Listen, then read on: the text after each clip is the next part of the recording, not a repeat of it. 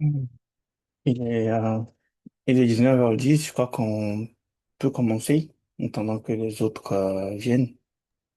Ouais, bien sûr, hein, on peut déjà lancer.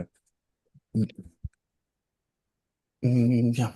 Donc, bonjour à tous. Le thème de ce Tech Talk ce soir, c'est du chaos à l'usine logicielle.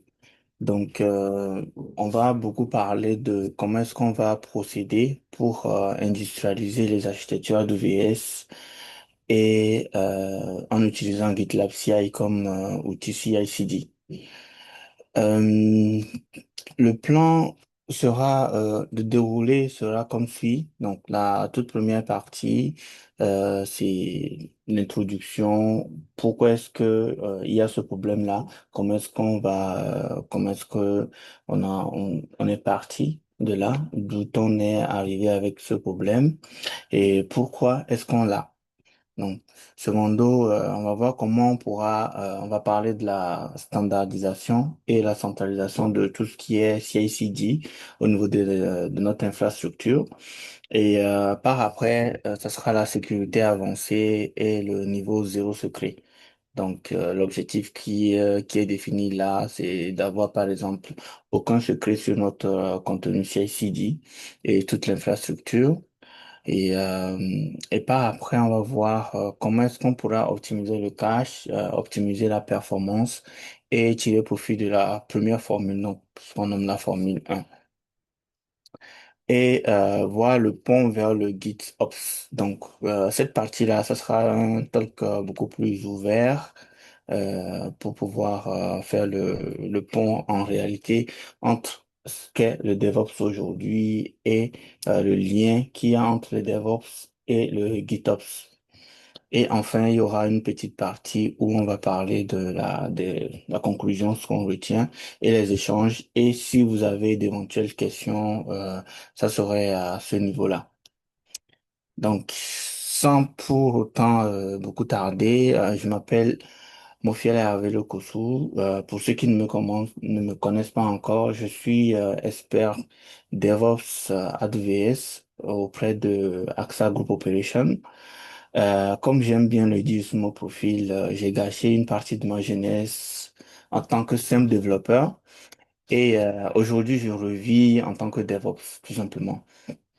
Pourquoi est-ce que c'est important le sujet de ce soir? Parce que j'ai été des deux côtés de la barrière. Donc, j'ai été dev et j'ai été aussi ops. Donc, j'ai connu la frustration du développeur face à des pipelines qui ne marchent pas, des pipelines qui sont lents, qui sont rigides. Et aussi, je connais les exigences de sécurité, de scalabilité d'une équipe de plateforme, tout simplement. Donc, de par mes expériences dans les grands groupes comme Engie, la SNCF, Capgemini, c'est de cette double expérience qu'on va beaucoup parler aujourd'hui. Donc, pour voir comment est-ce qu'on va industrialiser nos contenus, nos pipelines, notre infrastructure, donc notre organisation GitLab, sans que vos développeurs, donc les développeurs de vos équipes, se sentent braqués. Donc, euh, aujourd'hui, on est à un point où le CI/CD est partout. Donc, c'est-à-dire que le produit que vous avez, vous êtes obligé de le déployer à un certain niveau. Donc, historiquement, la CI/CD, ça servait de simple exécuteur de script bash et de livraison. Donc, vous avez un script bash sur un serveur, vous exécutez, il fait le déploiement, tout simplement pour vous. Et chaque équipe, pour ne pas dire chaque projet, parce que cette gestion-là est au niveau du projet, chaque projet a son propre pipeline, donc a son propre fichier de script via lequel on fait le déploiement, via lequel on va faire le build, etc. Donc, et il n'y a pas de cohérence. Vous n'avez pas de cohérence si votre DSI a 10 000 projets, donc vous aurez 10 000 cas d'utilisation de votre fichier CI/CD. Il n'y a pas de cohérence, il n'y a pas d'externalisation de la gestion. Donc, on sait bien que la plupart des endroits, on va retrouver plusieurs parties qui sont juste des copier-coller un peu partout sur nos projets. Donc, là, c'est ce qu'on a. euh, Au jour d'aujourd'hui, on n'a plus ça parce que c'est ce qu'on retrouve pour la plupart du temps sur nos pipelines en entreprise. Mais je ne vais pas vous cacher que je tombe encore sur ces genres de cas dans mon quotidien, etc. Mais euh, l'objet de ce tac-là, c'est d'ouvrir les yeux dessus et essayer de changer les choses. Donc, il y a un thème qui est apparu de nos jours qui s'appelle le platform engineering, donc l'ingénierie de plateforme. La CI/CD, donc tout ce qui est CI/CD dans votre infrastructure, dans votre organisation, n'est plus vu comme un simple outil de déploiement, c'est beaucoup plus un pilier d'infrastructure d'entreprise. Donc, euh, qui dit pilier dit quelque chose qui est fiable. Et quelque chose qui est fiable est versionné, testé et offert comme un service autonome. Donc, et plus important, c'est que cette chose que vous allez offrir en entreprise doit être documentée pour que les gens qui vont l'utiliser, donc vos potentiels clients qui sont les devs dans votre entreprise, euh, pourront l'utiliser tout en se basant juste sur la description ou la documentation que vous allez fournir. Donc, vous avez, comme je l'ai mentionné beaucoup plus tôt, vous avez ce qu'on appelle le flow de la duplication. Donc, si vous avez 10 000 projets, vous avez 10 000 fichiers CI/CD, donc le fichier GitLab CI, avec des redondances un peu partout. Donc, ça, c'est l'un des tout premiers problèmes qu'on a, d'où le thème, le copier-coller de l'enfer. Donc, à chaque fois que vous aurez besoin de faire quelque chose, vous prenez juste l'objet, et vous copiez, vous collez, vous démarrez un autre projet, vous copiez la même configuration, vous faites des modifications sans pour autant comprendre quels sont les dangers de cette pratique-là. Donc, vous avez ce qu'on appelle la perte de contrôle. Donc, en termes de premier problème qu'on peut citer là-dessus, c'est la perte de contrôle. C'est-à-dire, vous n'avez aucune mise à jour de sécurité qui est centralisée possible si vous faites comme ça, si vous procédez comme ça. Et vos secrets sont en danger en premier terme parce que quand vous copiez, juste vous collez, vous avez des crédentials qui sont statiques, qui sont éparpillés un peu partout. Chaque projet a ses identifiants et les durées d'expiration que vous avez ne sont pas prises en compte. Donc, c'est-à-dire que vous ne savez pas pour ce projet quel credential est utilisé et quelle est la durée d'expiration de ce credential-là. Donc, si vous avez un copier-coller un peu partout, vous aurez ce problème à un moment donné sur votre infrastructure. Donc, le dernier point, c'est les incohérences de build. Donc, vous avez le problème classique. Donc, ça marche chez moi et je ne comprends pas pourquoi est-ce que ça ne marche pas sur la CI. Euh, Tout simplement parce que vous ne gérez pas bien les crédentiels. Vous faites juste des copier-coller et l'infrastructure que vous avez, ou du moins l'environnement que vous avez en local, ce n'est pas le même environnement que vous avez sur le CI, puisque d'un projet à un autre, il y a des requirements, donc il y a des dépendances, il y a des prérequis qu'il faut pouvoir valider pour pouvoir mettre en place un bon environnement de déploiement et d'exécution pour votre nouvelle, par exemple, votre nouvelle infrastructure, votre nouveau CI, etc. Donc, on prend juste un petit exemple pour le moment. Vous voyez, à la ligne 2, je fais juste un docker build-tmyapp 2.labtest. Donc, je fais un build d'une image à partir du dossier courant. J'ai eu une erreur qui sort. Donc, response from daemon authorization failed.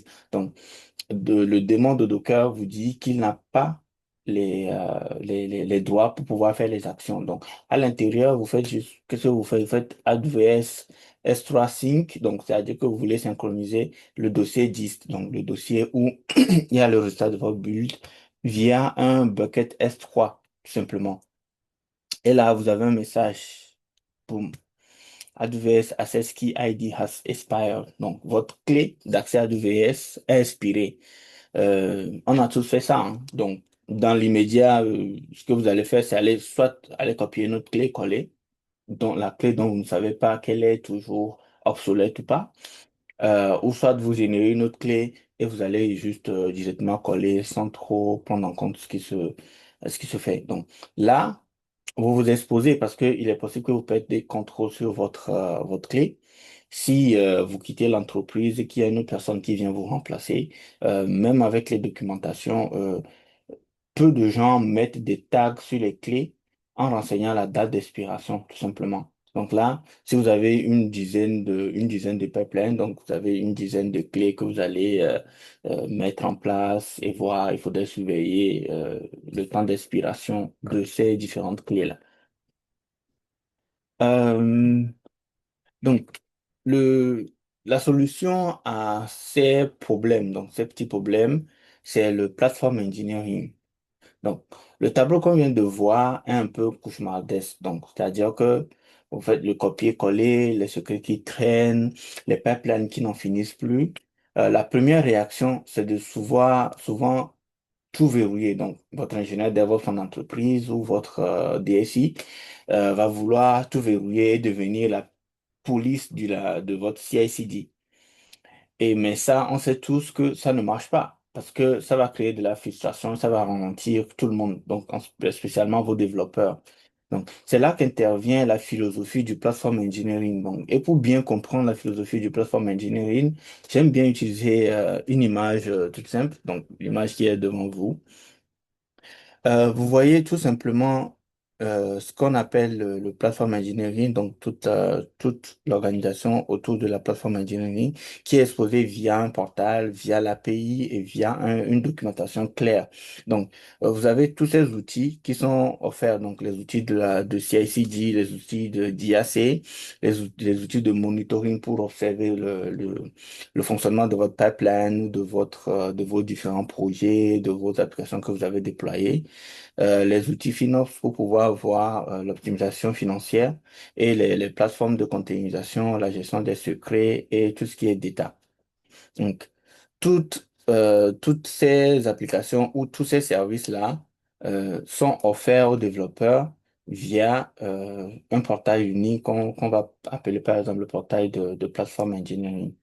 Donc, le platform engineering, qu'est-ce que c'est? Donc, l'ingénierie de plateforme, en gros, c'est une discipline qui consiste, euh, qui consiste à concevoir, construire et maintenir une plateforme interne de développement, ce qu'on appelle souvent IDP, donc Internal Development Platform, qui est destinée à fournir aux équipes de développement des environnements, des outils, des workflows en libre service. Donc, cette approche traite toute cette plateforme-là comme étant un produit interne dont les développeurs sont des clients. Donc, on est d'accord, vous êtes tous dans la même entreprise, mais vous offrez une autre plateforme comme étant un service à d'autres personnes qui sont dans la même entreprise que vous, afin de réduire leur charge cognitive et vous allez accélérer le déploiement tout en garantissant la conformité et la sécurité. Donc, j'insiste sur ce point, le point de la conformité et de la sécurité. On va arriver là-dessus beaucoup plus en détail un peu plus loin dans ce talk. Donc,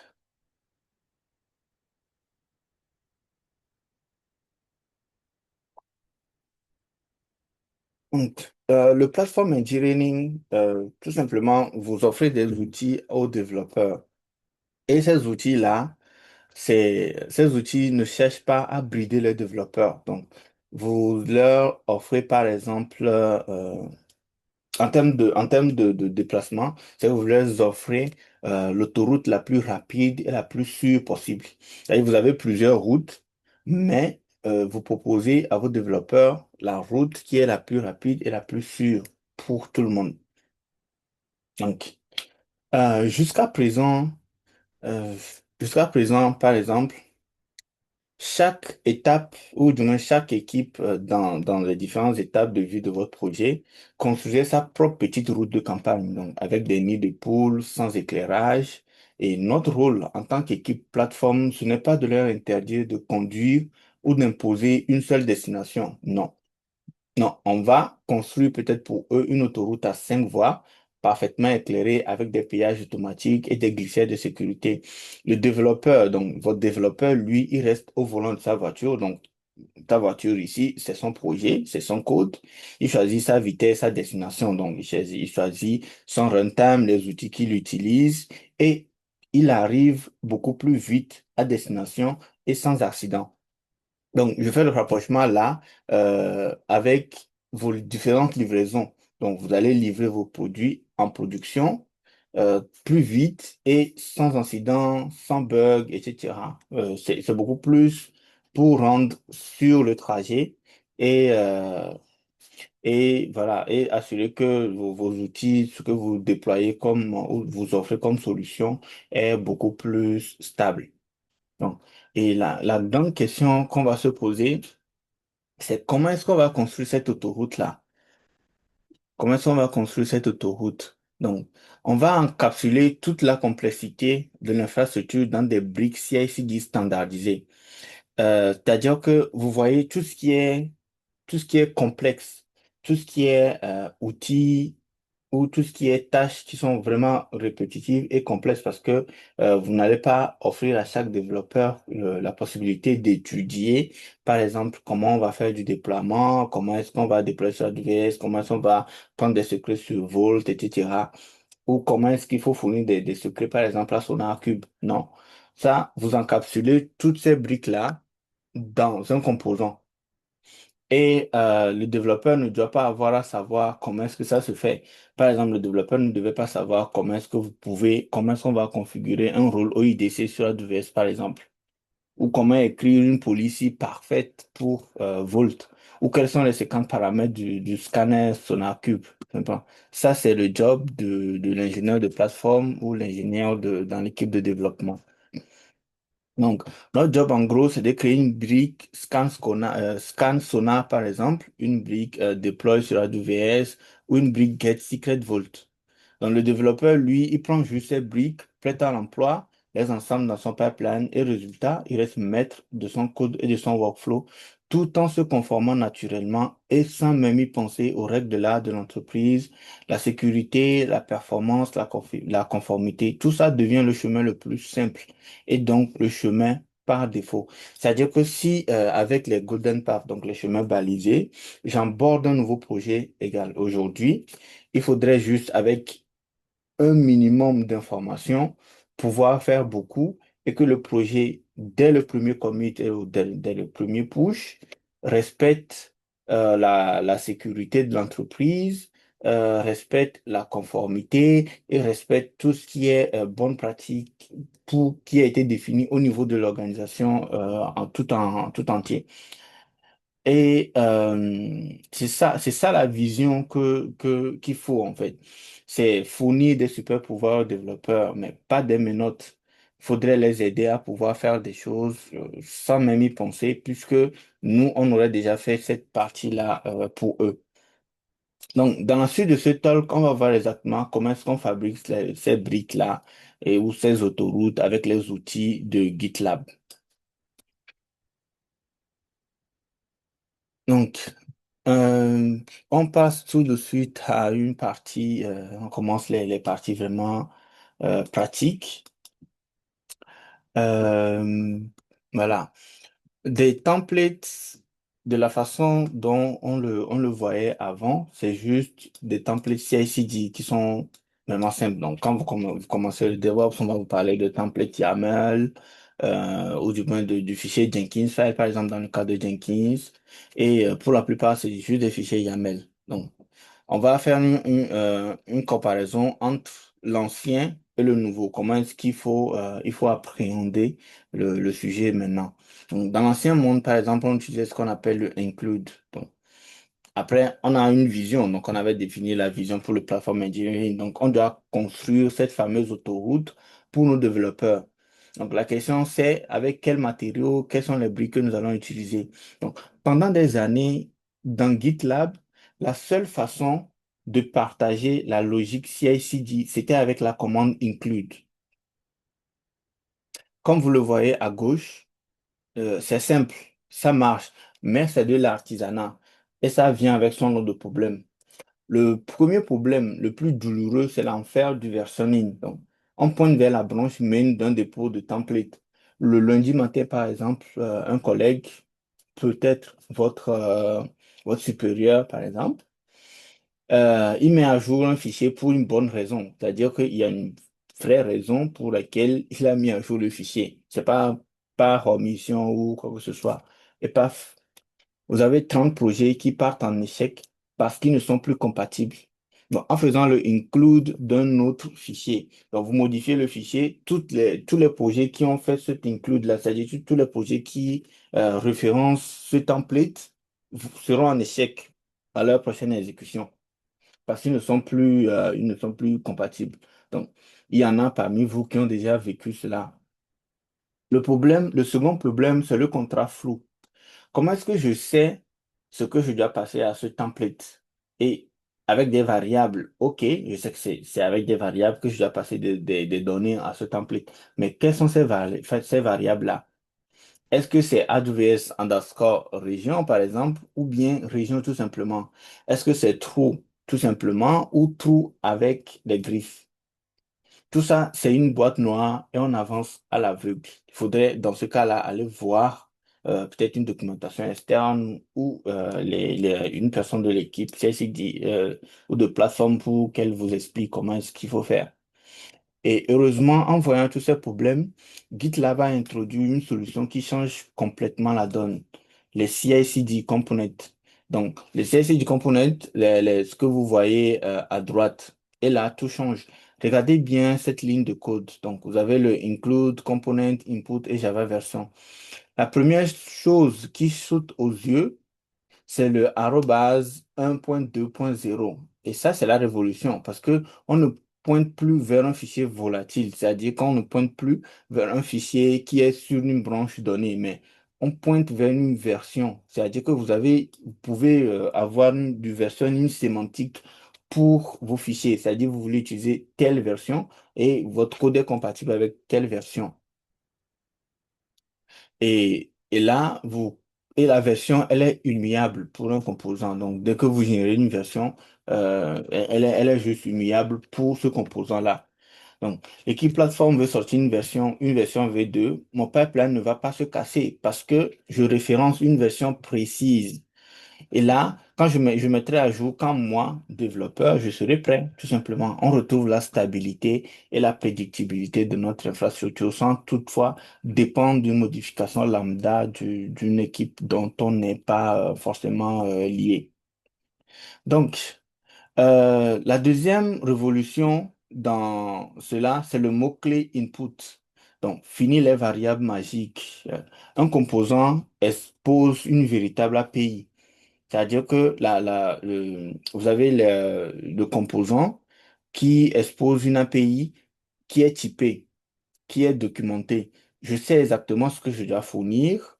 Si je dois fournir, par exemple, dans ce cas précis, je dois fournir, par exemple, en tant qu'input, Java version. Et c'est la variable que je dois fournir en lui donnant la version de Java que je veux. C'est-à-dire que je veux lui donner la version 17 de Java, je lui passe la version 17 de Java. Enfin, chaque composant est une unité autonome, isolée, qu'on peut tester comme n'importe quel morceau de logiciel. De la même façon que vous testez vos applications, de la même façon que vous testez vos différents projets ou vos tests unitaires, des tests fonctionnels, vous avez cette facilité-là de pouvoir tester votre composant tout simplement. Donc, avec les composants, vous arrêtez de faire du bricolage en incluant des fichiers. Donc, vous allez commencer réellement à consommer de véritables dépendances logicielles, comme on le fait avec du NPM classique ou avec du Maven ou avec du Brew, etc. Donc, et ça, c'est la première brique fondamentale de l'industrialisation. Ce que j'aimerais que vous compreniez ici, c'est que là, on passe du quotidien classique d'ingénieur DevOps à ce qu'on appelle réellement de l'industrialisation. C'est-à-dire, vous faites du DevOps, vous faites de l'infrastructure, mais est-ce que ce que vous faites aujourd'hui dans votre équipe, si vous passez demain peut-être dans une équipe de plateforme ou vous passez demain dans une équipe beaucoup plus grosse, est-ce que vous avez les outils pour pouvoir faire cela? Est-ce que vous pouvez industrialiser toute une infrastructure ou toute une organisation? Donc, c'est la question qui se pose et c'est pour ça qu'on est en train de faire ce talk-là, pour vous donner les outils, vous donner des idées sur comment est-ce qu'il faut procéder et comment est-ce qu'il faut appréhender euh, la question. Donc, assez parlé.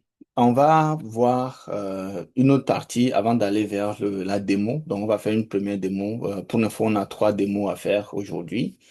La toute première partie, c'est l'intégration de la sécurité par défaut, donc le shift left. Dès le premier commit, vous devez intégrer les analyses de code, les scans de dépendance qui ne se font plus en bout de chaîne. Mais dès le premier commit sur une branche de feature, vous devez directement analyser les codes. Pourquoi est-ce que cela? Parce que si vous mettez des variables dedans, ou par exemple des credentials qui sont logués. Vous l'aurez dans l'historique des commits et vous allez dans les logs de GitLab également. Donc, vous pouvez être victime, par exemple, du Store Now and Decrypt Later, si vous avez des machines quantiques qui vont apparaître et pourront peut-être très vite casser le code et voir vos logs, etc. Donc, vous vous exposez à certaines attaques dans certains cas. Donc, la centralisation de la conformité. Donc, l'inclusion dynamique des composants de sécurité garantit que 100% des projets de l'entreprise passent au crible sans effort de configuration de la part des développeurs. Comme je l'avais dit plus tôt, dès le premier commit, tout ce qui est conformité, tout ce qui est sécurité est déjà intégré dans votre projet parce qu'ils vont référencer des templates qui déjà incluent cette partie-là. Et vous avez un feedback immédiat. Donc, les vulnérabilités sont affichées directement dans la merge request dans GitLab, par exemple, ce qui permet aux développeurs de corriger le code avant d'initier la revue. La toute première démo, le catalogue de composants. Donc, on va voir comment est-ce qu'on implémente un composant simple et comment un développeur l'appelle en trois lignes dans son projet. Donc, là, j'ai mon projet et un projet, par exemple, Node. Et ma CI/CD, c'est quatre lignes, pardon. Donc, là, je fais le include, je référence le composant que je veux utiliser. D'habitude, c'est dans un autre repo, etc. Et on voit les inputs en passant une variable. Donc, je veux que quand le build sera fait sous ce projet-là, il faudrait que la version qu'il utilise, c'est la version de Node qui est 18. Donc, je lui passe 18. Ouais, si c'est la 20, par exemple, je lui passe 20, etc. Donc, euh, pour, pour ces différents, vous avez un lien vers un dépôt public où je vais rendre public après et mettre et partager avec vous. Et comme ça, vous avez des outils et des exemples pour directement passer. Donc là, je vous montre le contenu du fichier CI/CD qu'on a là. C'est vraiment ces quatre lignes. Donc, le include, le composant, l'input et la version. Donc, si j'ai juste ça, je vais aller voir les jobs que nous avons sur nos différents projets. Donc, la partie pipeline, toc, toc, toc. Et je vois qu'il y a deux stages, alors que dans mon fichier YAML, je n'ai pas défini de stage. Donc, c'est là où on a déjà la magie qui apparaît. Donc, je clique par exemple sur le dernier job qui était en succès. Je vois qu'il y a une étape qui est le build app, secret detection, SameGret, SAST également, qui est directement intégré. Donc, le développeur, lui, il n'a pas défini ce stage. On est d'accord que le développeur n'a pas défini un stage de build, n'a pas défini un stage de test. Il a juste fait une inclusion d'un composant GitLab. Et comment est-ce que ça se fait? On va aller voir, on va retourner dans ce cas-là, vers notre projet et, et pour qu'on ait une explication logique à tout ça. Donc, ici, c'est le fichier qui définit notre composant. Donc, notre composant, tout simplement, il est là. Donc, on définit déjà les inputs. Donc, ici, j'ai juste besoin d'une seule variable, donc la version de Node. Donc, je le définis, je mets une description et la valeur par défaut. Au cas où la personne ou le développeur ne fournit pas de version, on utilise la version 18 par défaut. Donc, le contenu du composant, donc vous avez les stages, donc c'est là où vous allez voir ce qu'on avait vu plus tôt, le stage build et le stage test, ils sont définis là dans notre composant. Donc le build, et le test. Donc, et dans le build, on a une autre, par exemple, on va utiliser le input que le développeur donne pour pouvoir faire notre run, simplement. Donc là, on définit juste quel job passe avant l'autre. Ici, par exemple, on fait le build avant le test, puisque les jobs de sécurité s'exécutent par défaut dans le test stage. Donc, on utilise l'input en lui passant une variable. Donc, ici, à la ligne 22 de notre code, on prend l'image qu'on va télécharger pour faire notre run. Ça se base sur l'input que le développeur donne. Donc, le développeur, il sait avec quel langage, donc avec quel runtime est compatible son code. Donc, dans ce cas, par exemple, si c'est la version 19 de Node ou la version 20, il va passer juste dans son include plutôt le 20 là. Et il sera pris en compte directement à la ligne 22. Donc, la valeur sera remplacée. On aura la node 2.20 tout simplement. Et c'est là, cette version-là qui sera utilisée pour faire le build.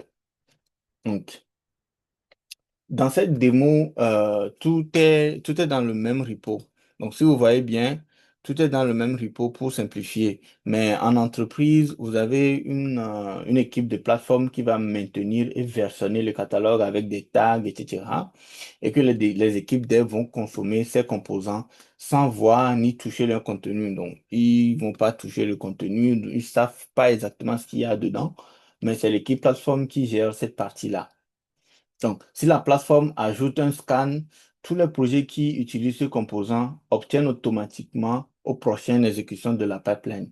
C'est ce qui rend ce pipeline extrêmement puissant. C'est la sécurité, pardon, est centralisée et propagée de façon transparente à tous les projets qui le référencent. Et vous avez le versioning qui est disponible si vous ne voulez pas utiliser une nouvelle version ou du moins un update ou un job que vous trouvez inutile ou vous restez sur une autre version sans forcément faire une mise à jour et en référençant juste le arrobase avec le tag qui vous intéresse. Donc,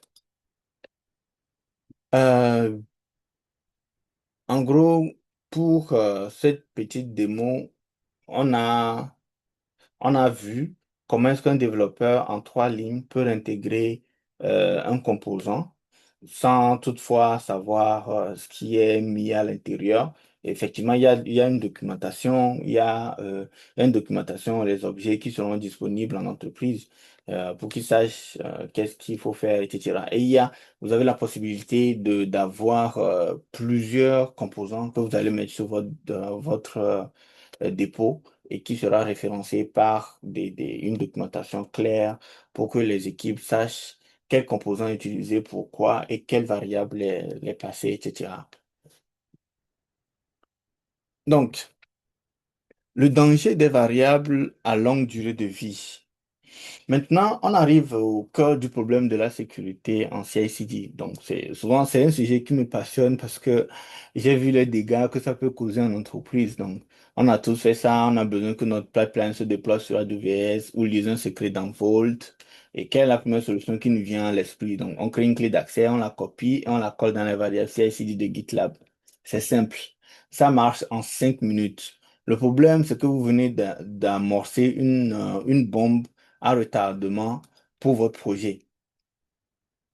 Donc, premièrement, vous pensez à la surface d'attaque. Ce secret n'est pas juste dans un coffre-fort, il est visible par tous les mainteneurs du projet dans l'interface GitLab. Il est dans les sauvegardes de votre instance GitLab. Si un développeur fait un écho malheureux, c'est-à-dire il affiche une variable, il peut se retrouver en clair dans les logs et ce secret, il est partout. Donc, premier risque d'attaque. Donc, c'est le fait de stocker les clés d'API ou de crédentiels directement dans GitLab ou dans n'importe quel coffre-fort. Donc, deuxièmement, ces clés sont souvent appelées des clés Dieu. Donc, les clés Dieu, parce que par facilité, on leur donne des droits administrateurs. Ça veut dire que si cette clé fuite, le pirate ne peut pas juste lire un fichier. Il peut lire vos bases de données, que ce soit en production ou n'importe quel type de base de données, voler les données de vos clients ou pire, tout supprimer, genre supprimer toute votre infrastructure dans la limite d'autorisation que la clé octroie. Et ou encore plus souvent, il peut lancer 100 machines ultra puissantes sur votre compte AWS pour miner du Bitcoin. Vous ne pouvez pas le tracer à la fin. Mais la facture à la fin du mois, c'est pour vous. Et le troisième point là, c'est le fait que ces clés soient éternelles, elles n'expirent jamais. Donc, la clé que vous avez créée pour un petit projet en 2023 est probablement toujours active aujourd'hui, oubliée dans un coin, en attendant qu'une faille l'expose. La gestion manuelle de la rotation des clés, c'est un enfer que personne ne fait rigoureusement.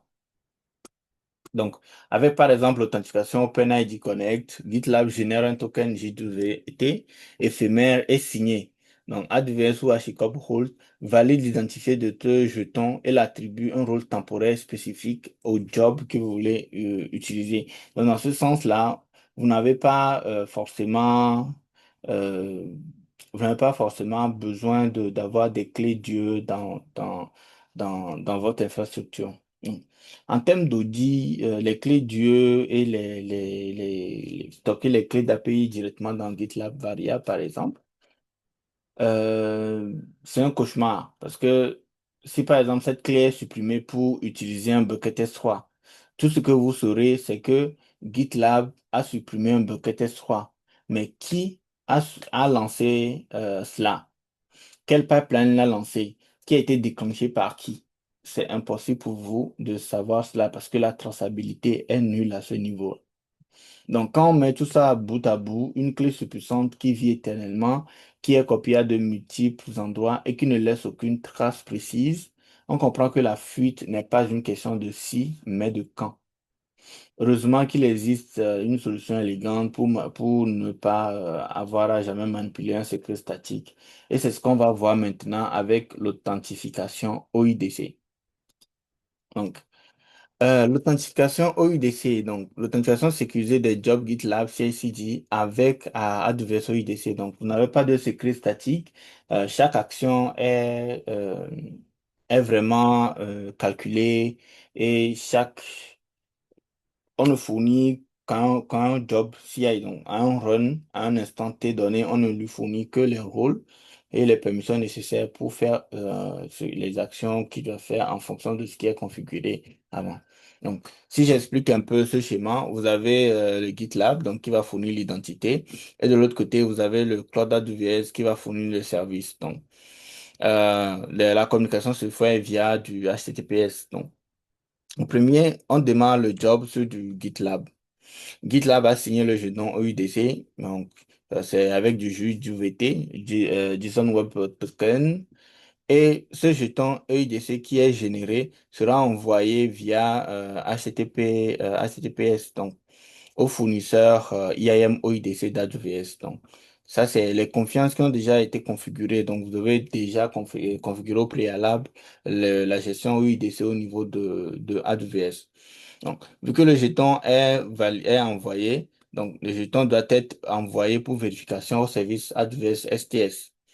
Donc, une fois que c'est bon, il va faire le assume role. Donc, il va assumer un rôle, donc poster une cassette avec ce qui est déjà défini. Parce que quel est le job qui est envoyé, quel est le rôle qu'on doit affecter, quel est le rôle, pardon, qu'on doit affecter à ce job-là.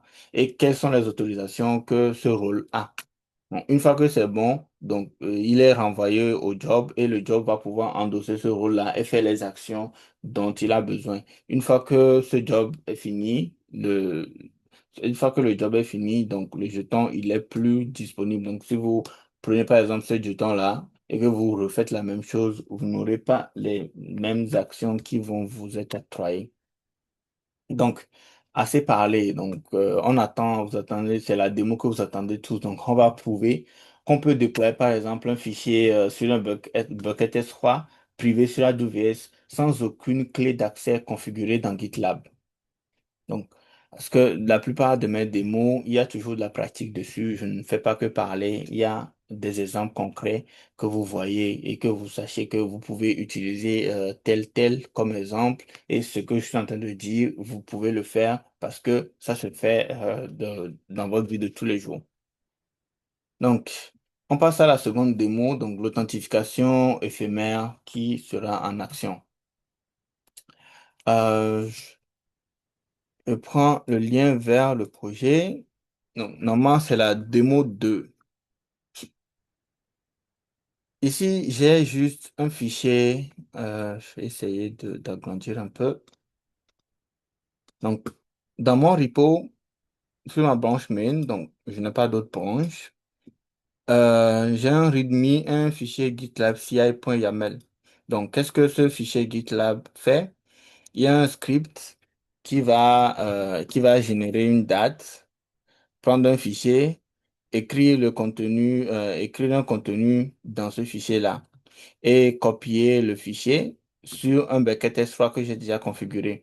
Donc là, ce que je vous montre pour ceux qui connaissent, je n'ai pas configuré de credential ici. Donc si vous voyez, il n'y a pas de access key ID que je passe. Donc je vais dans les settings, la partie CI/CD et variables. Je vous montre également, je n'ai pas de variable AWS Access Key, Secret Access Key et consorts. Je le passe juste AWS Default Region, donc la région par défaut. Le rôle ARN, donc le rôle qui nous concerne dans ce cas-là, souvent il est masqué, il est configuré une seule fois, vous ne le faites plus par après. Et là, c'est une variable classique pour mon job. Cette variable-là, elle prend le bucket où il va faire la création. Donc là, quand je retourne euh, sur GitLab et que je vais voir dans les pipelines, donc, je vois, dans mon job, il n'y a qu'un seul stage. Donc, c'est juste ce qu'on doit faire. Il doit pouvoir envoyer. Donc, il a fait un deploy to S3 with OIDC. Donc, il va faire le OpenID Connect en faisant juste un deploy. Donc, là, il prend juste une image Docker, il exécute également. Ce qui nous intéresse ici, c'est à partir de cette partie-là.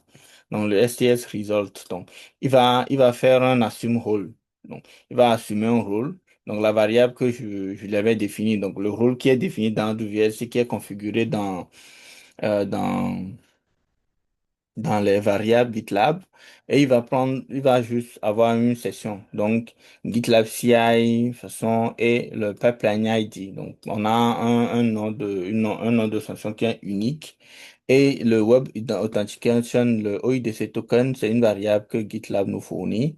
Duration second, donc ça c'est quelques paramètres qu'on lui passe. Donc, il va retrouver, en fait, il va retourner dans la variable credential les clés access key, secret access key et session token. Donc, il va l'envoyer et faire au cas où ça ne marche pas, on passe à on aura le message chèque de l'authentification OIDC et il va quitter. Donc, après, je fais AWS Export, AWS Access Key. Donc, c'est dans le job que je fais un export à ce niveau-là.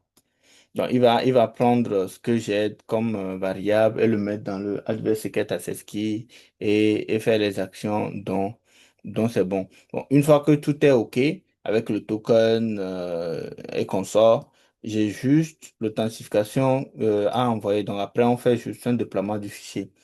Donc, pour le déploiement du fichier, on prend la date courante et le nom de notre fichier, donc démo, etc.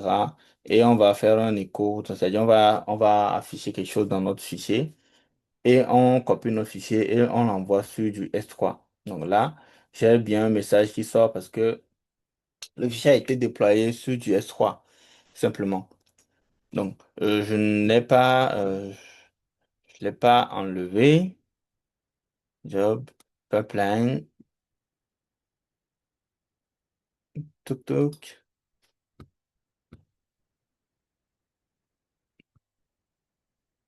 Non, il n'y a pas d'input pour ce job et on va la faire tourner. Donc, comme je vous l'avais dit, dans les variables CICD, j'ai oublié de préciser cette partie-là. Donc, avant de pouvoir communiquer avec AWS, vous avez des variables que vous devez définir. AWS, Access Key, Secret Access Key, AWS, par exemple, Secret Token. Donc, c'est des variables que vous devez définir avec des variables, avec des valeurs pour pouvoir communiquer avec AWS facilement dans vos runners. Ici, on ne l'a pas fait, on a juste l'identité d'un rôle, donc l'ADN d'un rôle qu'on renseigne ici. Et GitLab s'occupe du reste avec tout ce qui est configuré comme OIDC dans AWS. Et ce n'est qu'après ça que voilà, tout normalement, le job il va tourner comme je viens de lancer un autre job qui a également tourné avec zéro crédential qui est configuré à notre niveau. Donc, comme ça, vous limitez la gestion vous limitez l'exposition de vos secrets qui sont un peu partout. La gestion là-bas est centralisée, donc sur AWS.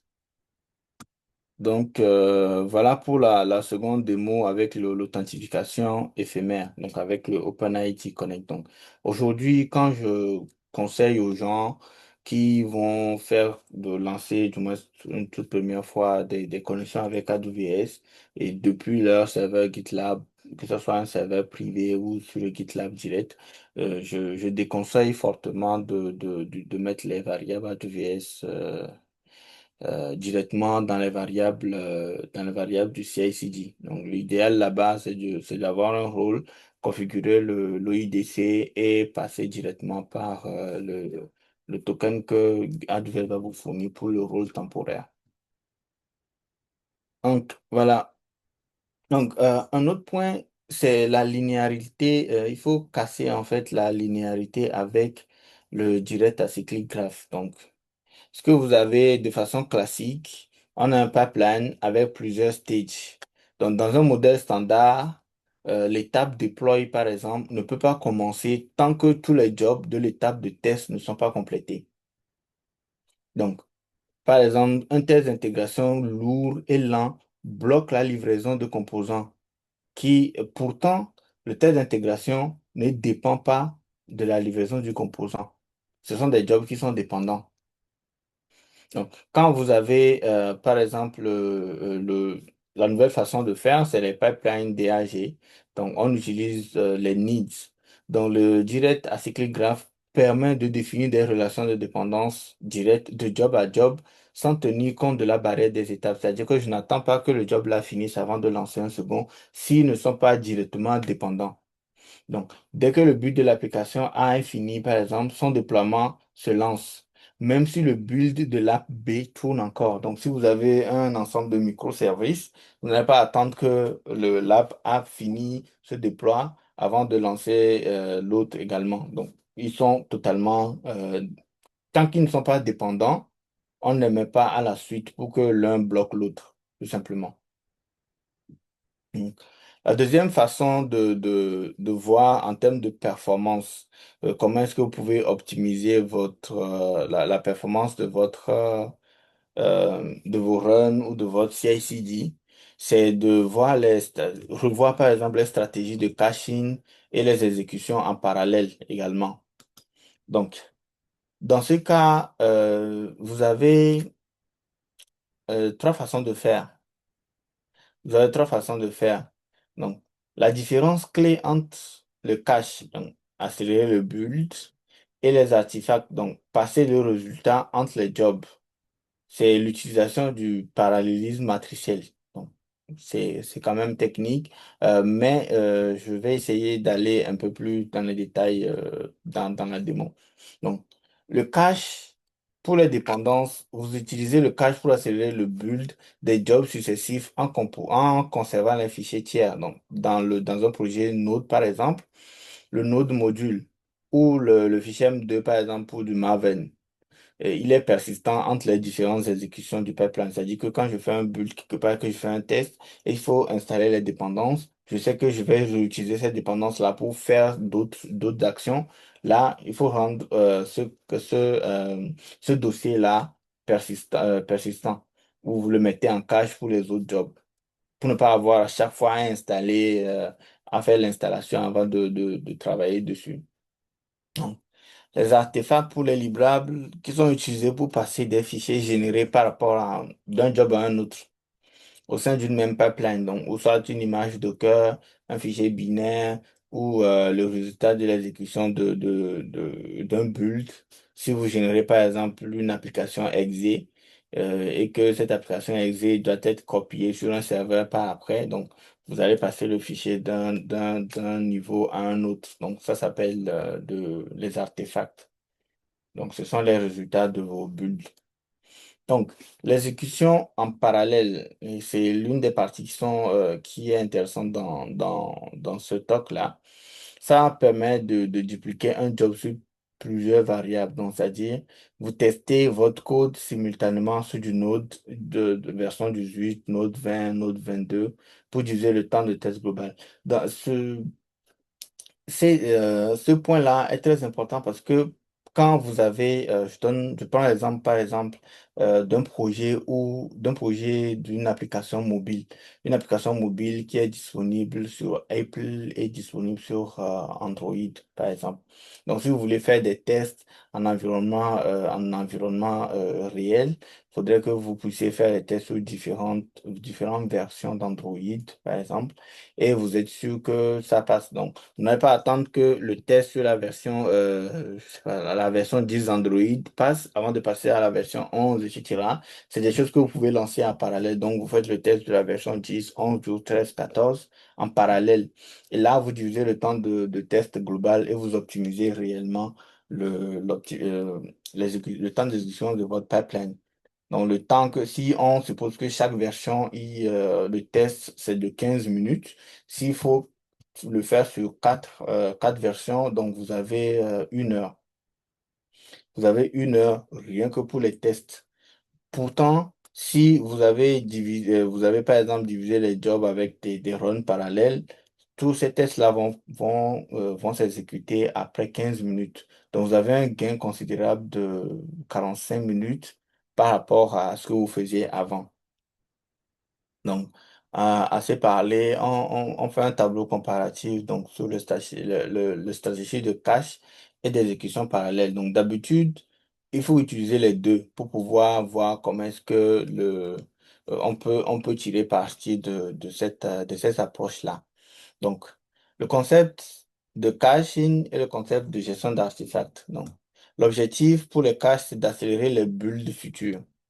Donc, par exemple, vous conservez le dossier Node module ou le dossier .md dans le cadre de Maven. La durée de vie, c'est que ça peut persister entre plusieurs pipelines quand vous faites votre stratégie de caching. Donc, à chaque exécution, vous n'êtes pas obligé de télécharger à nouveau toutes les dépendances. Quand vous laissez un build, il va télécharger, alors que entre les deux versions, vous avez juste, il y a rien qui a changé. Il n'y a rien qui a changé en termes de dépendance, mais vous allez télécharger encore et encore et vous consommez de la bande passante et de l'espace pour rien. Donc, la garantie, est-ce que c'est garanti? Non, parce que c'est une optimisation. Le job doit pouvoir fonctionner sans cette partie-là. Il faudrait que le job puisse fonctionner sans que vous ayez forcément besoin de, de, de, de ne pas, par exemple, concerner le dossier Node module ou le dossier M2. Donc, vous le faites une fois, vous mettez le dossier en cache et voilà. Donc là, en termes de garantie, ce n'est pas vraiment une garantie que ça va accélérer vos bulles, puisque si vous modifiez chaque fois le fichier, il faudrait quand même que le, le, les packages qui sont téléchargés soient mis à jour, parce que vous ne savez pas s'il y a une mise à jour ou pas. Par exemple, si vous utilisez une version la test, donc entre le dernier run et le nouveau run, il va quand même faire le téléchargement. Donc, quand vous faites vous utilisez une stratégie d'artefact, donc vous allez passer les fichiers entre les différents jobs du pipeline. Donc, là, vous pouvez passer le binaire qui est composé au premier job, donc au niveau du job build, au job deploy, et il va faire l'exécution.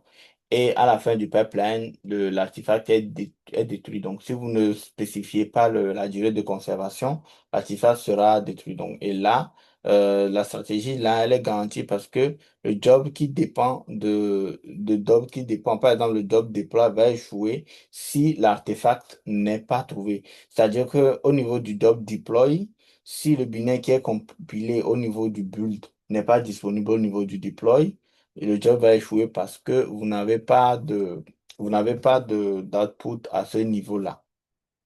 Donc, sans trop parler, on passe à la troisième démo. Donc, une pipeline qui est ultra rapide. Donc, c'est la démo 3. Là, c'est un cas d'utilisation avec une appli. Donc, on va transformer une pipeline linéaire de 12 minutes qui sera optimisée en 5 minutes. Donc, en temps réel, par exemple, vous avez un gain de 7 minutes par rapport au projet global.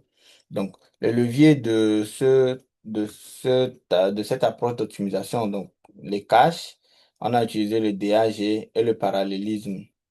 Donc, le deploy, par exemple, le deploy attend que tous les tests soient OK et les tests d'intégration qui sont séquentiels. Donc, Chrome, Firefox et Safari qui vont s'exécuter de façon parallèle sans attendre que l'autre ait fini d'abord. Donc, le graphe du pipeline, donc on a le build, il va faire le lint et l'unit test. Et une fois que l'unit test est bon, il passe au deploy to staging et ensuite il fait la notification Slack. Le security scan qui n'a pas de dépendance, l'intégration, les tests d'intégration qui seront sujets à un prérequis pour déployer votre projet, le projet en production. Ici, le déploiement, il est manuel. Donc, les fichiers du projet, il y a le fichier GitLab CI, donc ça c'est le dernier en date. Et le fichier GitLab CI.slow.yaml, c'est l'ancien fichier GitLab qui prend du temps. Et le nouveau, c'est juste le CI.fast.yaml. Donc, vous avez le dossier SRC, donc dans le projet en tant que tel avec un index.js et les tests unitaires dans le dossier test et le package.json. Donc, vous avez juste les dépendances qui sont mises dedans, le README, le fichier GitLab également, et tout ce qui est à la partie slow avec le test qui va tourner, etc. Donc, je vous montre un peu la pipeline. Donc, vous voyez par exemple dans ce cas précis, la première exécution dure 3 minutes. J'ai enlevé certaines parties pour ne pas que ça prenne beaucoup de temps, tout en gardant les autres jobs. Ici, par exemple, j'ai ajouté une autre étape, sauf que la durée totale d'exécution du projet est beaucoup plus bas par rapport au second. Donc, on est passé d'une optimisation dans ce cas-là de 3 minutes 13 secondes à 2 minutes 2 secondes. Donc, je vous montre un peu dans le détail ce qu'on a. Je sais pas ce qui nous intéresse, c'est plutôt la partie pipeline. Voilà. Donc, ici, on a une approche linéaire. Euh, je vais passer directement sur le template. Donc, voilà. Ça, la pipeline qui est toute simple. Vous avez l'étape linéaire, donc vous avez le build, tout ce qui est test qui est regroupé sous la partie test et la partie du déploiement. Donc, euh, le déploiement ne peut pas se faire tant que les tests ne sont pas finis. Donc, les tests vont attendre que les tests d'intégration de Chrome, de Firefox et les tests unitaires, tout ça là doit s'exécuter, finir avant qu'on passe à l'étape de déploiement. Donc, c'est la dépendance qu'on a. Maintenant, avec une version optimisée, vous avez par exemple les tests d'intégration. Ça se voit beaucoup plus. Ça se voit beaucoup plus sur l'interface ici. Voilà. Donc, je mets la dépendance. Ici, vous avez par exemple le build app qui va commencer et générer un artefact. On va passer à la partie des tests d'intégration. Donc, Ici, vous avez les tests d'intégration qui vont tourner. Donc, les tests d'intégration qu'on avait vu, Chrome, Firefox et les tests unitaires. On va voir si tout se passe. Parce que quand je clique dessus, vous avez les tests qui vont se lancer en parallèle. Et il n'y a pas de dépendance. Par exemple, quand je reste là-dessus, je ne vois pas qu'il y a d'autres projets qui vont devant. Donc là, il y a le linting qui va se passer, les security scans, etc. Donc, tous ces jobs-là, ils dépendent du build app. Donc, et ce job va continuer par tourner, tandis que notre pipeline, par exemple, va continuer par faire d'autres actions. Donc, la sécurité, ou du moins le scan de sécurité, dans ce cas, n'a pas de dépendance directe avec les tests d'intégration, par exemple. Et là, on fait un déploiement directement en staging qui va faire la notification Slack. Donc, quand vous avez les jobs GitLab qui sont configurés de cette façon, pour voir quelle est la dépendance ou du moins quels sont le chemin classique d'un job, par exemple, avant d'arriver à un point voulu, vous mettez juste la souris dessus et vous voyez. Donc, ici, dans ce cas-là, avant d'arriver au Notify Slack, il a dû faire le build, il a fait le lint, les tests unitaires, il a fait le deploy to staging et fait le Notify Slack. Donc, il y a eu d'autres jobs qui ont tourné mais qui n'ont pas forcément de dépendance directement avec le Notify Slack, par exemple. Les tests d'intégration qui tournent et qui n'ont pas de dépendance directement avec votre déploiement. Donc, euh, ce qu'on vient de voir, c'est qu'une pipeline lent n'est pas forcément une fatalité. Ce n'est pas un problème d'infrastructure ou de runner, donc c'est un problème de description. Si vous avez une entreprise que vous voyez que votre pipeline fait 12 minutes ou 20 minutes, c'est pas forcément qu'il y a une faute quelque part ou il y a une partie que vous pouvez optimiser ou faire quoi que ce soit, mais vous n'avez pas forcément comment se dire, vous n'avez pas forcément le thème. Euh, voilà. Tout simplement, disons que ce n'est pas parce que votre pipeline prend du temps que c'est forcément mal configuré ou qu'il y a forcément une partie que vous devez forcément revoir. Mais vous avez juste un problème de description. Donc, quand vous décrivez un pipeline en stage linéaire, vous dites à GitLab, attends que tout soit fini avant de passer à la suite. Mais dans la réalité, dans un cas pratique, un déploiement en staging n'en a pas forcément besoin. C'est-à-dire que quand vous faites un déploiement en staging, par exemple, vous n'avez pas forcément à attendre que votre pipeline qui va tourner sur votre test d'intégration, des tests les tests d'intégration, les tests de non-régression qui vont peut-être prendre 4 heures de temps ou des tests fonctionnels, par exemple, qui vont vraiment prendre du temps. Vous n'allez pas attendre que ces tests-là finissent de s'exécuter avant de pouvoir faire le déploiement en staging. Donc, vous avez là, par exemple, un souci d'organisation de votre pipeline. Parce qu'en temps normal, en staging, vous n'avez pas forcément besoin de ça. Par contre, s'il faut faire un déploiement dans un autre environnement après le staging, là, oui.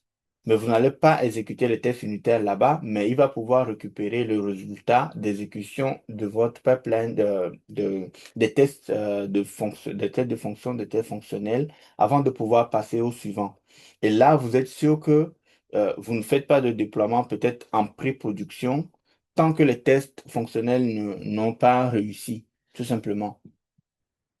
Donc, quand vous décrivez un pipeline en stade linéaire où vous dites à GitLab que attends que tout soit fini avant que vous passiez à la suite, vous n'avez pas forcément besoin puisque les tests d'intégration sur Safari, par exemple, vous attendez aussi que ça se termine. Vous n'avez pas forcément besoin d'avoir des trucs. Donc là, à ce niveau-là, vous avez un problème de description. Donc, c'est-à-dire que vous ne savez pas exactement ce qu'il faut agencer, ce qu'il faut faire avant l'autre, etc. Et c'est dans cette optique-là que vous avez, par exemple, GitLab euh, qui vous permet de pouvoir avoir avec les needs et les DH et de ne pas forcément mettre des tâches qui se suivent. Donc, par défaut, quand vous voyez dans les entreprises, la plupart des jobs, ils sont juste des jobs qui sont linéaires.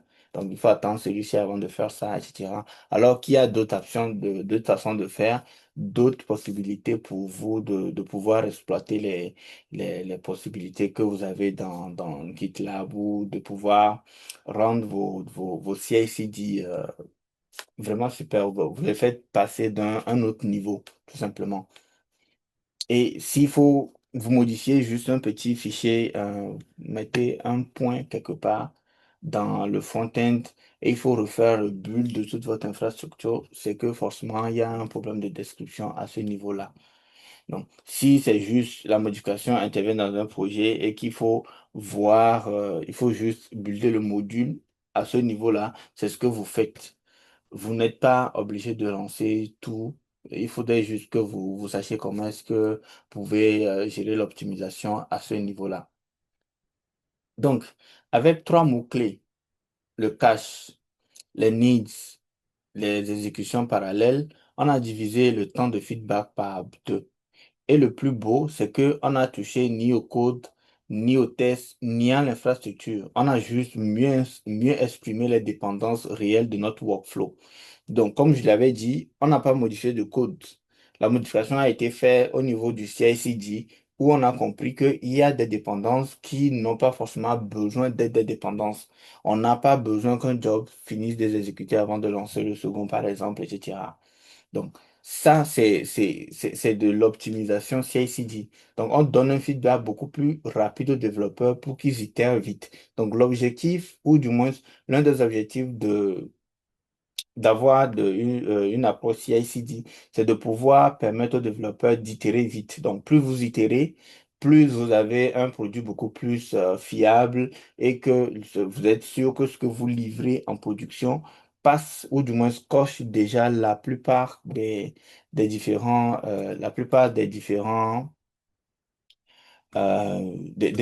cases de sécurité ou de fonctionnalités ou de tests que vous avez déjà définis. Non, un développeur qui itère vite, c'est un développeur qui livre de la valeur. Donc, euh, tout ce qu'on vient de faire, donc, on a notre vision, il faut construire cette fameuse autoroute pour les développeurs, etc. Donc, en faisant ça, vous vous mettez dans une optique de ce qu'on appelle GitOps, c'est-à-dire que vous quittez la façon de faire de façon classique, c'est-à-dire que vous faites le CI/CD et tout repose sur le CI/CD. Vous commencez par utiliser les outils que GitLab, ou du moins vous avez son équivalent avec GitHub aussi. Vous avez ces outils qui vous permettent de pouvoir itérer vite, ces outils qui vous permettent de pouvoir rendre vos développeurs beaucoup plus à l'aise. Et là, vous quittez la mentalité d'un ingénieur DevOps classique et vous ne faites pas que du CI/CD tout simplement. Mais là, vous bougez vers ce qu'on appelle le GitOps. Et là, vous allez entamer ce qu'on appelle une révolution Ops à ce niveau-là. Donc, le pont vers le GitOps. Donc, là, le premier niveau, c'est de voir comment est-ce que le code est fait et comment est-ce que le CI est organisé. Donc, le développeur, il commet son code, les tests unitaires, les tests de sécurité, les bulles, et ils vont s'exécuter de façon standardisée avec les outils qu'on vient de voir tout à l'heure, ces façons de faire. Et une fois que le code LCA est validé, le pipeline CI doit produire une image de conteneur immuable, tagué et stocké en sécurité. Donc, ça peut pas forcément être une image de conteneur, ça peut être un résultat d'un build, un artefact, etc. Donc, comme l'artefact doit être tagué et stocké aussi en sécurité avec un délai d'expiration. Donc, la CI en ce niveau, il va mettre à jour de façon programmatique le dépôt de configuration Git. Donc, que ce soit un manifeste Kubernetes, par exemple, ou le state de Terraform ou la gestion avec Helm.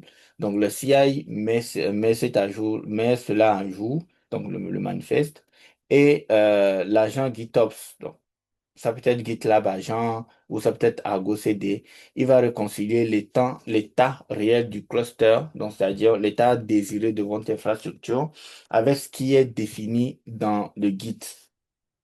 Donc, euh, GitLab, par exemple, il a introduit cette fonctionnalité-là qui change vraiment tout. Donc, vous n'avez pas, vous commencez par avoir des outils qui vous permettent de ne pas que vous limiter à une gestion CI/CD classique. Vous avez un simple projet que vous démarrez aujourd'hui. OK, vous utilisez juste un CI/CD avec quelques instructions dessus et vous y êtes. Par contre, si vous vous retrouvez en entreprise avec plusieurs développeurs, c'est-à-dire que vous devez builder des produits pour des développeurs, comment est-ce que vous allez procéder? Il va falloir commencer par penser industrialisation. Et quand vous passez à industrialisation, vous allez penser vous allez commencer par parler composants réutilisables, vous allez commencer par parler d'optimisation de cache, vous allez commencer par parler de sécurité, de stockage, etc. Donc, l'impact d'une CI/CD industrialisée. Donc, si vous avez une CI/CD classique avec une CI/CD qui est industrialisée, vous avez en moyenne 60% de temps de build. Parce que la plupart des étapes que vous avez donc, sont forcément optimisables. Et un job pour un projet qui prend, pour moi, un job qui prend au-delà de 5 minutes pour terminer, malgré que le runner soit puissant, faudrait peut-être voir comment est-ce que vous avez fait votre CI/CD. Si le CI/CD n'est pas optimisable, donc du tout, c'est peut-être la façon dont vous avez codé votre application, par exemple, qui est peut-être à revoir, ou soit voir si vous ne pouvez pas utiliser du microservice, s'il n'y a pas des dépendances que vous allez sortir, des projets que vous allez sortir, par exemple. Je donne un exemple où vous avez un projet un dépôt Git dans lequel vous avez l'API, vous avez le back, vous avez l'API, vous avez le front-end directement dans le même projet et vous avez le service de gestion de login qui sont dans le même dépôt. Donc, forcément, quand vous allez faire un build de ce projet-là, vous allez builder trois sous-projets. Alors que en temps normal, vous n'avez pas besoin de faire comme ça et chaque projet a sa dépendance et chaque dépendance doit pouvoir être buildé, testé et déployé de façon unitaire sans forcément avoir une dépendance par rapport à un autre projet, tout simplement. Donc, les trois piliers que je trouve que vous devez ramener chez vous, c'est-à-dire que s'il faut obligatoirement retenir que trois choses de ce Tech Talk d'aujourd'hui, c'est que vous devez traiter votre pipeline comme étant du code. Donc, vous allez créer votre propre catalogue de composants, vous les testez, vous les distribuez de manière unifiée. Donc, c'est-à-dire si je veux aujourd'hui, sur mon GitLab, je sais que je développe que sur du Node ou que je fais que du Python. Et quand je fais du Python, je vais utiliser par exemple une image de base, les scans de sécurité, plein de blablabla dont j'aurai besoin. Je les mets dans un composant qui est déclaré et qui est déposé dans mon GitLab dans la partie composant. Et à chaque fois que je vais créer un nouveau projet, je ne vais pas définir toute l'infrastructure, je mets juste une petite référence vers le composant que je veux et il va automatiquement inclure tout ce que j'ai défini en une fois. Donc, vous codez aujourd'hui, vous codez une fois et vous réutilisez ça plusieurs fois. C'est ça l'objectif. Donc, vous devez bannir définitivement les secrets statiques. Vous m'oubliez tout ce qui est secret statique, par exemple d'API, de configuration AWS, de GitLab variable. De GitLab variable, vous pouvez mettre d'autres variables dessus. Mais les secrets, vous évitez et vous basculez vers l'OIDC, OpenID Connect. Et vous faites confiance à l'identité cryptographique de GitLab, tout simplement. Vous n'exposez pas vos secrets en faisant comme ça. Vous ajoutez une autre couche de cryptographie, une autre couche de sécurité à votre gestion de crédentiels et consorts. Et il faut chasser l'inactivité. Donc, vous devez pouvoir optimiser le cache, configurer les DAG agressifs et vous devez offrir un feedback assez rapide aux développeurs. Donc, on ne demande pas aux développeurs de faire la sécurité. Ce qu'on vient de voir avec ces trois démos, c'est une philosophie. Donc, le point commun, c'est que l'équipe de plateforme absorbe la complexité pour que les développeurs restent concentrés que sur le code. C'est ça le cloud native en entreprise. Pas juste des conteneurs, mais une expérience développeur pensée de bout en bout. Là, vous pensez plus forcément aux clients, mais les clients à ce niveau-là sont les développeurs dans l'entreprise pour que vous réduisez leur charge cognitive et vous réduisez aussi le temps d'attente qu'ils doivent pouvoir avoir pour pouvoir déployer un projet tout nouveau. Et vous réduisez le temps d'exécution également. Donc, on ne stocke plus les secrets. Donc, on prouve son identité, on reçoit les accès temporaires. On ne demande pas aux développeurs de faire la sécurité. On la leur donne sans qu'ils le sachent. On ne subit plus la lenteur des pipelines. On décrit les vraies dépendances et on laisse la machine optimiser. Voilà. Nous voilà à la fin de ce talk. Est-ce que vous avez des questions? Je suis preneur si vous avez des questions. Et voilà. Donc, on reste connecté sur LinkedIn pour ceux qui veulent ou ceux qui ne sont pas déjà connectés. Et s'il y a des questions, je suis preneur. Donc, je laisse le modérateur gérer. Hein. Ok, bah vraiment merci, merci, vraiment énormément merci pour toute cette pile d'informations. Euh, j'ai quand même tiré beaucoup parti de plusieurs choses, surtout l'un des mots de fin, c'est qu'on ne demande pas aux développeurs de s'occuper de la partie sécurité, mais on laisse l'équipe de la plateforme engineering absorber la plus grosse partie du travail. Je me dis quand même qu'il faut arriver à un certain niveau d'expérience, sinon de vécu, pour avoir ce genre de petite anecdote qui résume énormément beaucoup de choses. Donc, Ouais. pour ma part, j'en tire vraiment le plus grand plaisir de l'échange de ce soir. Mm. Donc, ceci dit, je laisse la parole vraiment à tous nos invités, toutes les personnes qui ont pu suivre. Je pense qu'il y avait Ousseynou, Nabalma qui avait entre-temps levé la main pour poser une question. Je ne sais pas si il ou elle est toujours là et veut poser sa question. Sinon, entre-temps, s'il y a d'autres personnes qui veulent aussi poser des questions, vous êtes vraiment libre de le faire. Hein. Allô, est-ce que vous m'entendez ou c'est nous? Super bien. On t'entend bien aussi. Nous. Ok, bonsoir à tous. Merci à Hervé pour cette présentation. J'avoue que je connais pas l'équipe. J'étais à la marche et puis je regardais mon téléphone sur LinkedIn et puis j'ai vu l'opportunité. Donc rapidement, je me suis connecté et puis me voilà aujourd'hui en train d'être, j'allais dire, ébloui par ce qu'on peut faire avec un CI/CD.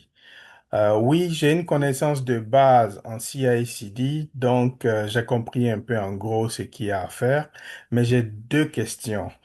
La première question, il a parlé OIDC ou OECD, je sais plus. OIDC, Est-ce oui. que rapidement, je sais que c'est pas l'occasion, mais est-ce que rapidement on peut me résumer parce que je vous ai pris quand même avec quelques minutes de retard, désolé. C'est quoi Mhm. OIDC et à quoi ça sert? Et ma Ok. deuxième question, c'est, OK, aujourd'hui, j'ai vu plutôt une démonstration de ce qu'il y a comme opportunité, mais je n'ai pas vu comment on fait. Est-ce que c'est prévu peut-être après de nous expliquer comment on fait, comment on met les choses en parallèle? Je suis spécialement intéressé par le cache. Le cache, je connais pas et ça m'intéresse aussi de savoir comment est-ce que je mets en cache des informations pour que quand je tourne aussi à ICD, je suis pas obligé de repartir tout à zéro, faire tout le pipe et puis je suis juste en train de prendre une partie au cache et puis je continue mon flow. D'accord. Je commence par la toute première question. Donc, l'OIDC, c'est le Open ID Connect. Donc, c'est une façon de faire qui vous permet de ne pas forcément utiliser un rôle de façon statique, des credentials de façon statique, mais vous avez juste un accès. Donc, je vais prendre un exemple de la vie, de la vie de tous les jours.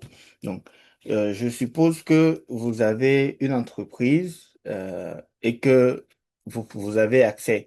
Donc, vous avez accès à l'entreprise, vous utilisez votre clé. Donc, quand vous donnez, vous utilisez la clé, par exemple pour badger, vous avez une authentification, c'est-à-dire que vous venez aujourd'hui. euh, vous êtes venu en entreprise aujourd'hui et vous avez l'autorisation de venir aujourd'hui. Donc, c'est-à-dire que vous pouvez rester en entreprise pendant 24 heures, par exemple. Donc, je donne juste un exemple. Mais si au-delà de ces 24 heures-là, vous n'avez plus accès, il faudrait à nouveau badger, par exemple, pour pouvoir avoir accès. Donc, on contrôle beaucoup plus ce que vous faites à l'intérieur. Mais dans un cadre beaucoup plus, dans un cadre beaucoup plus dans ce qui nous concerne, par exemple, c'est que vous avez ce qu'on fait d'habitude. On configure les crédentiels, donc les identifiants. Vous utilisez ces identifiants-là pour vous connecter au cloud AWS. Mais avec l'OIDC, vous n'utilisez pas les crédentiels. Donc, vous avez juste un rôle. C'est le rôle qui va se charger d'aller, vous fournissez ce rôle-là à GitLab et c'est à GitLab d'aller voir. Donc, il y a l'OIDC que vous avez configuré au préalable dans Amazon, c'est-à-dire c'est votre, euh, disons juste le validateur de votre accès que vous avez déjà configuré dans AWS. Donc GitLab, il va aller demander ce job-là m'a fourni ce rôle. Donc, qu'est-ce qu'on fait? Est-ce qu'il a la permission de faire ci ou ça? Donc, si ce rôle est bien configuré au niveau de AWS, vous allez juste endosser ce rôle-là et faire vos actions et ça s'arrête là-bas. Donc, vous avez l'avantage avec, c'est que vous avez du JWT. Et pour ceux qui ne savent pas, c'est quoi JWT, c'est du JSON Web Token. C'est un token qu'on vous donne avec des informations, avec un issuer ID et une durée de vie. Donc, une fois que, si c'est, vous allez définir la durée de vie peut-être à autant dont votre job a besoin. Donc, s'il faut juste faire une lecture d'un fichier S3, vous pouvez mettre juste peut-être 10 secondes ou 15 secondes. Après les 15 secondes, ce token, il est plus valide. Il est juste, euh, il est juste valide au niveau de votre, euh, lors d'exécution de votre job. Une fois que le job il est terminé, le token n'est plus valide, par exemple. Donc là, en faisant comme ça, vous ne stockez aucun secret au niveau de GitLab dans la gestion des variables de GitLab, tout simplement. Pour la seconde question, par exemple, je vais essayer d'aller. Quand on parle de cache, donc j'avais mis, allez voir dans la démo, voir. Vous avez effectivement le lien vers le repo, donc que je vais rendre public. Vous avez le CI avec quatre stages, dans le build, le test, le deploy et le build. Donc la partie du build. Donc quand vous allez faire npm install, vous êtes sans savoir qu'il va créer un dossier Node module qui va stocker. Donc, le dossier Node module, il va prendre toutes les dépendances dont vous avez besoin, par exemple. Et si vous ne faites pas, vous allez utiliser ce que vous avez installé la première étape, le build app, par exemple. Vous allez l'utiliser dans le job lint, par exemple. Et il a une dépendance par rapport au build. Pourquoi est-ce que ce job-là dépend du build?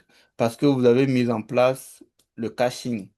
Donc, c'est-à-dire que vous voulez que ce job-là puisse mettre en cache le fichier package-log.json, donc les versions de vos dépendances, et tout ce qu'il y a dans le dossier Node module, que le lint aussi aura accès à ce dossier-là et à ce fichier également. Donc, vu qu'il y a une dépendance, vous êtes sûr que quand vous êtes à ce niveau-là, vous avez déjà les dépendances qui sont déjà installées avec le npm install. Voilà.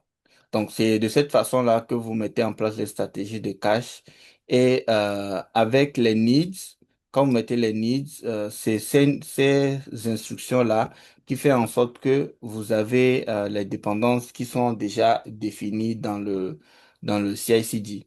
Donc, par rapport à avant, donc le slow, vous avez juste tout simplement le trois stages, le build, le test et le deploy qui sont définis. Donc, vous n'avez pas de stratégie de caching à ce niveau parce que vous n'avez pas l'instruction cache avec les dossiers, notre module et le fichier. Et vous n'avez pas de dépendance directe entre les différents jobs. Voilà. Il me semble qu'il y a une autre question. Qu'est-ce que j'ai oublié? Une autre question. C'était Non, trois c'est bon. questions. C'était juste deux questions, mais Ah oui, deux ok. petites. M'aider avec deux petites. Pour la première, par exemple, je sais Mhm, que le système de rôle existe déjà. Est-ce mhm. que c'est parce que ce rôle, on lui a donné une date de péremption que ça devient OIDC, ou bien est-ce qu'il y a d'autres choses derrière OIDC? Sinon, on sait que quand on veut demander à une application d'avoir des droits ou des permissions, j'allais dire, sur quelque chose, il est mieux de lui donner un rôle que de lui donner, j'allais dire, un AM classique. Maintenant, est-ce que c'est le fait qu'on donne une durée à ce rôle-là qu'on parle de OIDC? Maintenant, pour la deuxième sous-question par rapport à ce que vous venez de dire, je vois qu'il y Mhm. a le need qui fait que l'étape, le job suivant dépend du premier. Mais le Oui. cache, son rôle, c'est quoi? Est-ce que c'est lui qui permet d'optimiser parce que le need va nous faire la dépendance classique, ça dit que le premier finisse d'abord avant que le deuxième soit fait. Est-ce que c'est le cache en réalité qui nous donne cette durée d'optimisation-là? Est-ce que c'est le cache?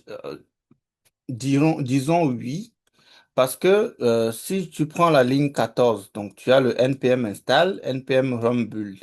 Donc, si je ne mettais pas, par exemple, je n'avais pas le cache, c'est-à-dire que puisque chaque job est dépendant, il faudrait que j'ai le npm install, ensuite j'ai le npm run build, avant de faire le echo run yes, lint, sleep, etc.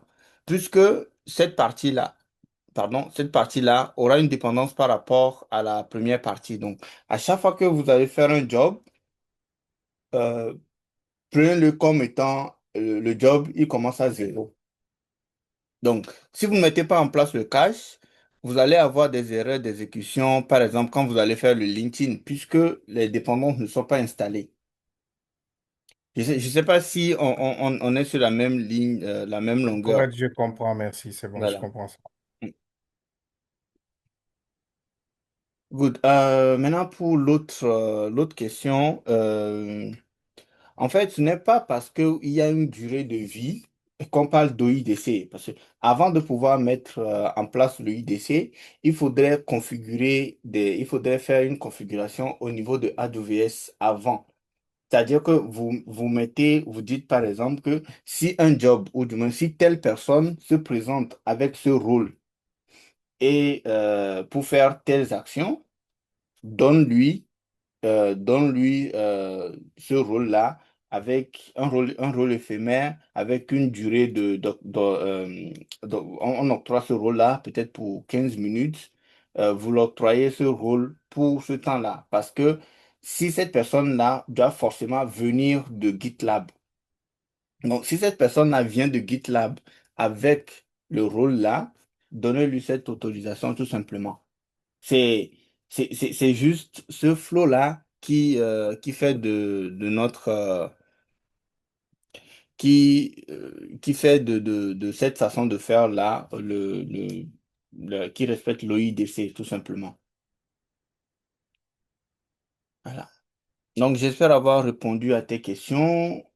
Est-ce qu'il y a d'autres questions? Oui, Mike. Ok, merci beaucoup, monsieur Hervé, pour la présentation.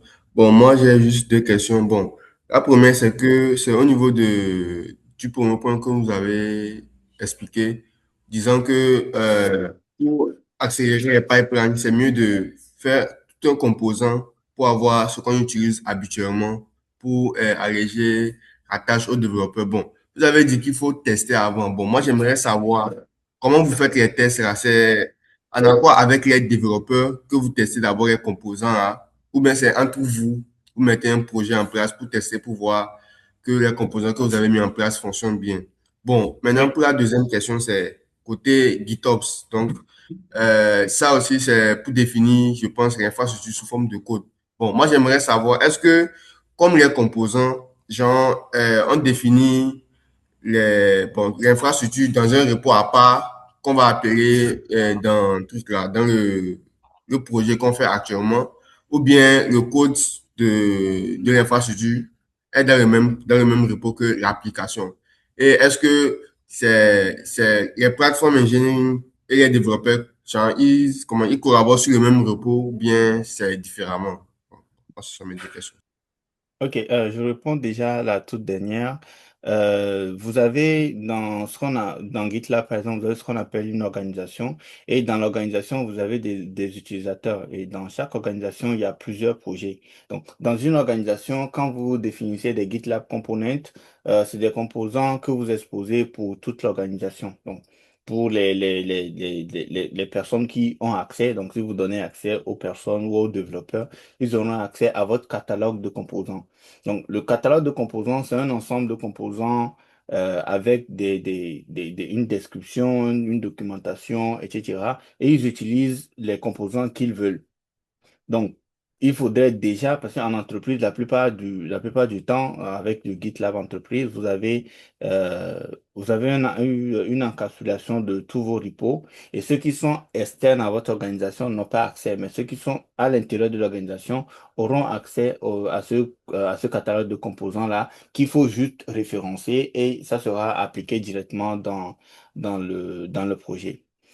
Euh, la seconde question, non, la toute première, je pense que j'oublie un peu, si je ne me trompe, ça parlait du test de des différents composants.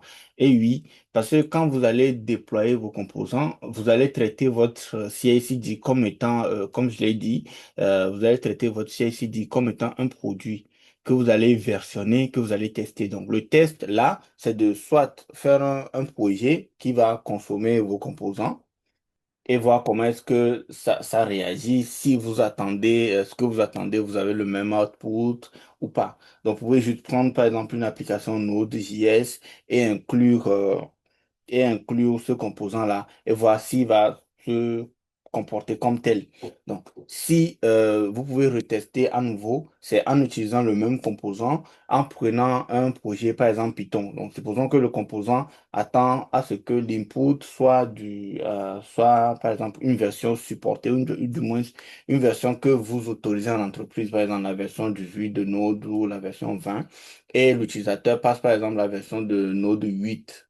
Tout simplement, vous devez pouvoir tester ça et être sûr que ce que vous fournissez est quand même standard, respecte les règles de l'art de votre entreprise et n'introduit pas de failles de sécurité dans vos projets.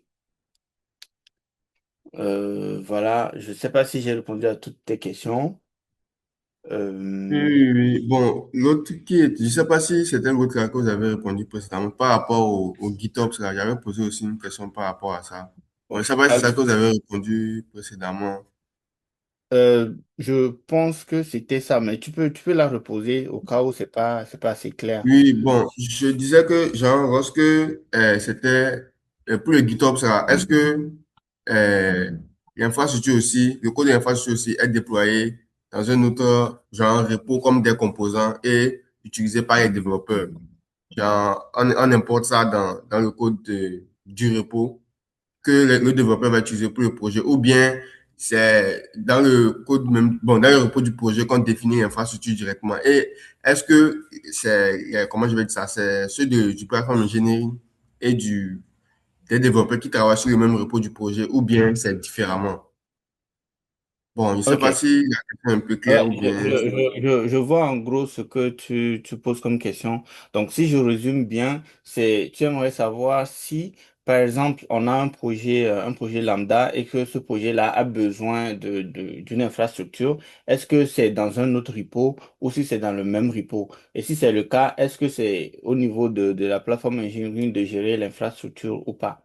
Donc, en gros, la plateforme, les équipes qui sont dans la plateforme engineering se chargent de fournir des logiciels ou de fournir des outils, des composants aux développeurs pour que leur travail se passe vite. Donc, et pour chaque projet que vous allez faire, vous avez une infrastructure qui sera associée à ce projet-là.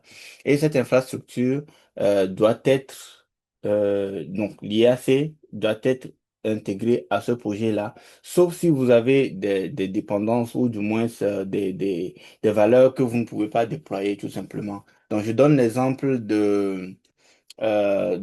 par exemple, un VPC sur AWS, donc le Virtual Private Cloud. Donc, le VPC, c'est juste un réseau que vous avez sur AWS. Donc, si vous créez un projet aujourd'hui, le projet ne va pas forcément définir le VPC. Il va consommer un VPC qui existe déjà. Donc là, dans ce cas-là, vous avez votre infrastructure qui est directement liée dans votre projet et qui va utiliser des informations dont, s'il a besoin des informations qu'il va utiliser, qui sont déjà définies et exécutées dans un autre repo. Donc, si je prends un exemple, ce qui est de façon classique, vous avez le projet, et vous avez le dossier SRC à l'intérieur duquel vous avez les fichiers d'exécution, et après le dossier SRC, vous avez le dossier infrastructure. Donc, l'infrastructure où vous avez tout ce qui est, si c'est du Terraform que vous utilisez, vous aurez les fichiers main, variable output là, ou si c'est du CloudFormation, vous allez définir le template de votre infrastructure là. Et dans le fichier GitLab CI, par exemple, vous allez faire le déploiement pour que votre infrastructure soit le plus fidèle possible à ce que vous avez défini dans votre repo. Donc, le fait que l'infrastructure soit dans le projet, ça dépend réellement de, de, de l'objectif que vous pourchassez. Donc, c'est bon. Merci beaucoup. Voilà. Je crois qu'il y avait une main qui était levée, je ne sais plus. Est-ce qu'il y a d'autres questions ou pas?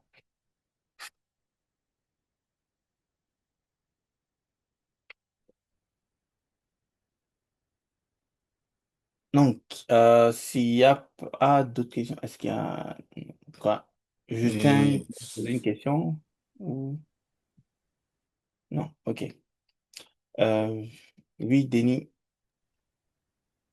Ok, bon bah, s'il n'y a pas d'autres questions, en tout cas, merci à Ousseynou et à Mike qui ont quand même fait pousser je vais dire le talk un peu loin avec leurs questions. C'était quand même des questions pertinentes et toujours avec des approches de réponse aussi qui étaient quand même alignées. Donc, merci à tout le monde, ok, d'avoir répondu donc présent pour la session de ce soir. Merci également à toi, Hervé, pour ta disponibilité. Je dis encore une fois que quand même c'était un talk vraiment riche d'informations. Il y avait quand même beaucoup de choses à apprendre dans l'ensemble. Donc, encore une fois, hein, au nom de toute la communauté, merci à toi. Je vous en prie. Non, merci à tous et on reste en contact si vous avez d'autres Mhm, questions ou mhm. les points sur lesquels vous voulez venir. Je suis disponible sur Sure, LinkedIn et pourra discuter à n'importe quel moment. sure. Voilà. Voilà. Ok, donc encore une fois, merci à tout le monde. Passez une excellente soirée et bon week-end à vous. Donc, on se retrouve, je pense, dans 2 semaines encore pour un prochain talk. Sans doute un sujet intéressant. En tout cas, d'ici là, on verra quand même bien. Donc, alors, merci et prenez soin de vous. Allez, ciao.